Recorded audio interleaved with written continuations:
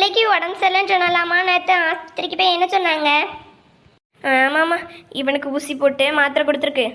வாரத்துக்கு 2 நாள் இவனை ஹாஸ்பிட்டலுக்கு கூட்டு போய் நான் ஓஞ்சிருவேன் போல. பிள்ளையை கொடுமா. பிள்ளைக்கு என்ன ஆச்சு? இந்த குட்டி பிள்ளைக்கு ஏன் அந்த மாதிரி? ஒய் ஒய்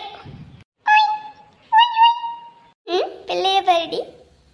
சரி மக்கா, உட்காரு. நான் போய் உனக்கு ஒரு மருந்து எடுத்துகிட்டு வரேன். ஆச்சி, உனக்கு 80 வயசாயிட்டு ஆனாலும் நீ இவ்வளோ பிரிஸ்காக இருக்கியே, எப்படி? காலையில் 4 மணிக்கு எந்திக்க, வயக்காட்டுக்கு போகிற, மாட்டை பார்த்துக்கிற. எப்படி பாட்டி ஒன்றால் மட்டும் இவ்வளோ ஒன்றா பண்ண முடியுது? என்னால் இவனையே வச்சு சமாளிக்க முடியல. நான் ஒன்று செஞ்சு வச்சிருக்கேன், உங்கள் அம்மாட்ட கொடுத்துருக்கேன். அவள் இப்போ கொண்டு வருவா, நீ சாப்பிடு. இப்படியே ஆஸ்பத்திரிக்கு போகணும்? சாப்பாடையே நல்ல ஹெல்த்தியாக சாப்பிட்டோன்னா எதுக்கு ஆஸ்பத்திரிக்கு போகணும்? வீட்லேயே இருந்துடலாமே. இந்தாம்மா இந்தாம்மா, இதான் ஓமக்களி. உனக்கு குறுக்கு வலிக்குன்னல, இதை சாப்பிட்டு பாரு. வாரத்துக்கு 2 நாள் சாப்பிடு. இது சுக்கு களி. பிள்ளைக்கு உடம்பு சரியாமல் போகுதில்ல அப்பப்போ, வாரத்துக்கு 2 நாள் கொடு. மந்தம்லாம் பிடிக்காமல் இருக்கும்.